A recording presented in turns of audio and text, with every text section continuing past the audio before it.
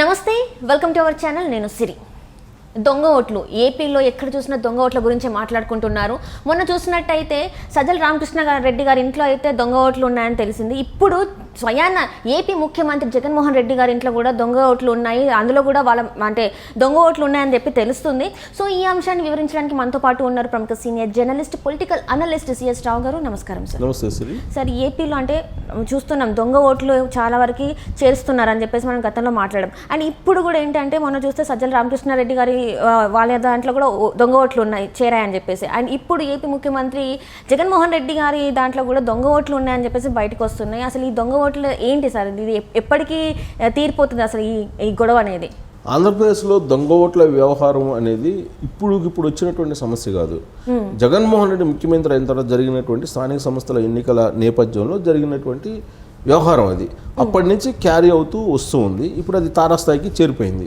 ఐపాక్కి సంబంధించినటువంటి కొంతమంది వాలంటీర్ల వ్యవస్థను ఉపయోగించుకొని వాలంటీర్ల ద్వారా కొంతమందిని తొలగించడం, కొంతమందిని చేర్చుకోవడం, ఇవన్నీ కూడా చేస్తూ ఉన్నారు.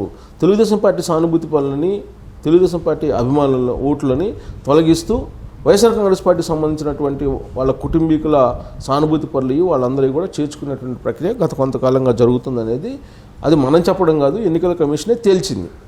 అనేక మంది అధికారులను కూడా సస్పెండ్ చేయడం జరిగింది. ఇంకా కూడా ఈ దొంగ ఓట్ల ప్రసహనం కొనసాగుతున్నది, దొంగ ఓట్ల వ్యవహారం కొనసాగుతూనే ఉంది.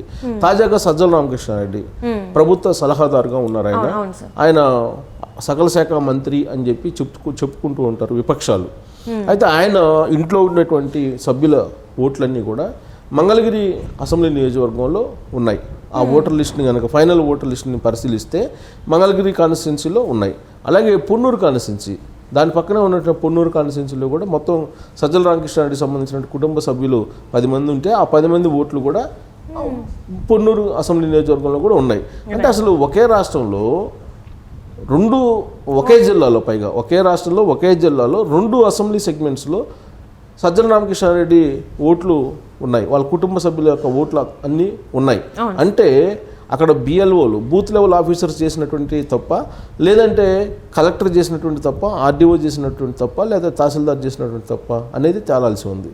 ఇప్పటి వరకు దానికి ఎవరు అనేది తేలలేదు. సహజంగా ఓట్లు చేర్చాలన్నా లేదంటే తొలగించాలన్నా బూత్ లెవెల్ ఆఫీసరు ఉంటారు. ఆ బూత్ లెవెల్ ఆఫీసర్కి ఒక ఓటు చేర్చాలన్నా కానీ పక్క విచారిస్తుంటారు పక్క ఇళ్లలో వాళ్ళని. అలాగే ఒక ఓటు తీసేయాలన్నా కానీ దానికి ఒక ప్రాసెస్ ఉంటుంది, తీసేయడానికి ఎంక్వైరీ చేస్తూ ఉంటారు. ఇలా ఎంక్వైరీ చేయకుండా ఒకళ్ళు తీసేయటం కానీ ఒకళ్ళు చేర్చడం కానీ జరగదు. మరి అక్కడ ఈ ఓట్లు సజ్జల రామకృష్ణారెడ్డి కుటుంబీకుల ఓట్లు చేసినటువంటి వాళ్ళు బూత్ లెవెల్ ఆఫీసర్ మ్యానిపులేట్ చేశారా, లేదంటే పై లెవెల్ ఆఫీసర్స్ మ్యానిపులేట్ చేశారా? వాస్తవంగా అయితే నీకు ఆధార్ లింక్ చేస్తారా?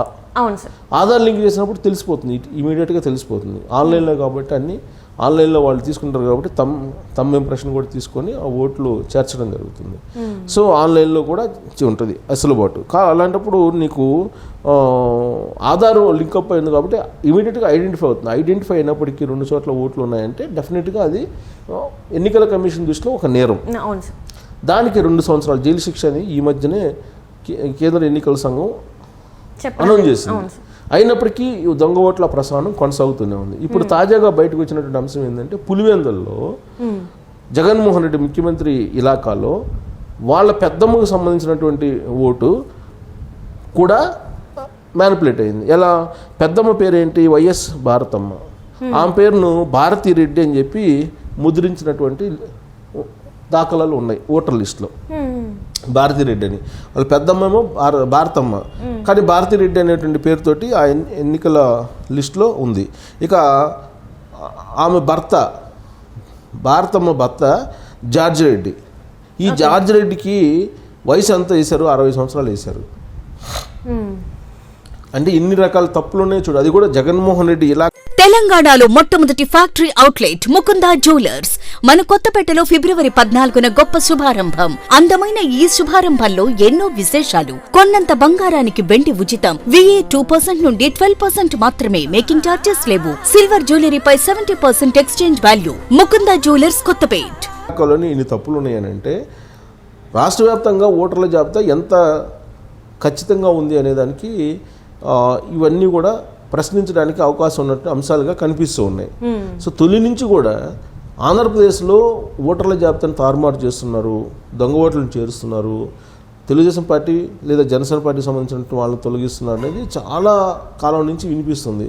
పర్చూరు నియోజకవర్గంలో అయితే అసలు దాదాపు 3-4 ఆఫీసర్స్ని సస్పెండ్ చేశారు, పోలీసులను సస్పెండ్ చేశారు. అసలు పోలీసులకి ఓటర్ లిస్ట్కి ఓటర్లు చేర్చేదానికి సంబంధం లేదు. అయినా కానీ పోలీసులు కూడా ఇన్వాల్వ్ అవుతున్నటువంటి పరిస్థితి ఆంధ్రప్రదేశ్లో కనిపిస్తూ ఉంది.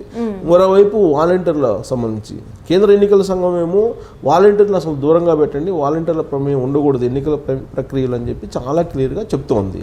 కోర్టులు కూడా అదే చెప్తున్నాయి. కానీ అటు కోర్టులు చెప్పిన దాన్ని కానీ ఇటు ఎన్నికల కమిషన్ చెప్పిన దాన్ని కానీ ఏమాత్రం పట్టించుకోకుండా పెడచెవిని పెట్టేసి వాళ్ళ ద్వారానే ఇప్పుడు ఐపాక్ టీవీని పెట్టుకొని ఐపాక్ టీవీ ద్వారా ఎవరెవరిని తీసేయాలి, ఎవరెవరిని తొలగించాలి అనేది ఒక నిర్ధారణకు వచ్చి ఆ ప్రక్రియ కొనసాగిస్తూ ఉన్నారు. ఇప్పటికి కూడా కొనసాగిస్తూ ఉన్నారు. దాని మీద 2 సార్లు కేంద్ర ఎన్నికల సంబంధించి ప్రత్యేకమైనటువంటి టీమ్స్ ఆంధ్రప్రదేశ్లో పర్యటించాయి. పర్యటించినటువంటి సందర్భంగా కలెక్టర్లకు వార్నింగ్ కూడా ఇవ్వడం జరిగింది. సుమారు 11 మంది కలెక్టర్లకి ప్రత్యేకంగా కేంద్ర ఎన్నికల సంఘానికి సంబంధించిన టీము వార్నింగ్ కూడా ఇచ్చింది, వాళ్ళకి చెప్పడం కూడా జరిగింది ఫైనల్ వార్నింగ్ అని. అయినప్పటికీ ఏమాత్రం మార్పు రాలేదు. విచిత్రంగా ఏంటంటే కేంద్ర ఎన్నికల సంఘానికి సంబంధించి రాష్ట్ర ఎన్నికల సంఘం ఎప్పటికప్పుడు రిపోర్ట్ ఇవ్వాలి. రాష్ట్ర ఎన్నికల సంఘం ఆఫీస్లోనే అక్కడ ఉన్నటువంటి డేటా దొంగిలించారని ఒకరోజు, లేదు అక్కడ ఉన్నటువంటి లాగిన్ ఐడీలో తీసుకున్నారు వేరే వాళ్ళు, డేటా మొత్తం చోరీ చేశారనేది ఇంకొక రోజు. ఇలా వచ్చే ఐపాక్కి సంబంధించినటువంటి 2 ఆ మధ్యకాలంలో జాయిన్ అయ్యారు రాష్ట్ర ఎన్నికల సంఘం ఆఫీసులో. వాళ్ళిద్దరూ ఐపాక్ ప్రయోగించినటువంటి ఒక డిటెక్టివ్స్ లేదంటే కోర్టులు. సో వాళ్ళు కేంద్ర ఎన్నికల సంఘంలో ఉద్యోగానికి వచ్చి ప్రాజెక్ట్ మేనేజర్ ఒక అతను, ఇంకొక అతనేమో మామూలు ఆపరేటర్గా వచ్చి వాళ్ళిద్దరు డే 1 నుంచి కూడా అందరి లాగిన్ ఐడీలు అవన్నీ తీసేసుకొని మొత్తం డేటాని చోరీ చేశారనేది ఒక న్యూస్ ఈ మధ్యకాలంలో బాగా స్ప్రెడ్ అయిపోయింది, అన్ని పేపర్లో వచ్చింది. దాన్ని ఖండించారు రాష్ట్ర ఎన్నికల సంఘం కమిషనరు. అయినప్పటికీ కూడా అనుమానాలు ఉన్నాయి. ప్రతి నియోజకవర్గానికి కనీసం 25,000 ఓట్లన్నా తొలగించాలి తెలుగుదేశం పార్టీ అనేది వైఎస్ఆర్ కాంగ్రెస్ పార్టీ అధిష్టానం నుంచి క్యాడర్కు వాలంటీర్లకు వచ్చినటువంటి ఒక దిశానిర్దేశం అనేది చాలా కాలంగా వినిపిస్తుంది. ఆ మేరకు కసరత్తు చేస్తున్నారు. కొన్ని చోట్ల ఫలించింది, మరి కొన్ని చోట్ల ఫలించలేదని చెప్పి చెప్తున్నారు. సో దీనికి ప్రత్యక్ష ఉదాహరణ ఏంటంటే, లేదు వీటిని ఇలాంటి ఆరోపణలను లేదా ప్రచారాన్ని నమ్మడానికి అవకాశం ఉన్నటువంటి సంఘటన ఏంటంటే తిరుపతి ఉప ఎన్నిక. తిరుపతి ఉప ఎన్నిక తీసుకుంటే కనుక అక్కడ తిరుపతి ఉప ఎన్నికల్లో వైఎస్ఆర్ కాంగ్రెస్ పార్టీ ఏ విధంగా గెలిచిందో మనందరికీ తెలుసు.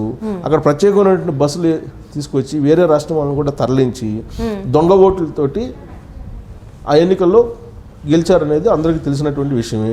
అక్కడ ఉన్నటువంటి కలెక్టర్ ఎవరైతే గిరీష్ ఉన్నారో ఆయన మీద చర్యలు తీసుకున్నారు. ఆయన పేరుతోటి వేరే అధికారి ఒక అతను లాగిన్ అయిపోయి అక్కడ ఉండేటువంటి మొత్తం ఓటర్ లిస్ట్ని ట్యాంపరింగ్ చేసి ఓటర్ ఐడి కార్డులని కొన్ని వేల ఓటర్ ఐడి కార్డులని ఇచ్చారు. సో దాని కారణంగానే తిరుపతి ఉప ఎన్నికల్లో ఓడిపోవడం జరిగింది బీజేపీ అభ్యర్థి ఆ రోజున అని చెప్పి తాజాగా ఎన్నికల కమిషన్ చేసిన విచారణలోనే తేలింది.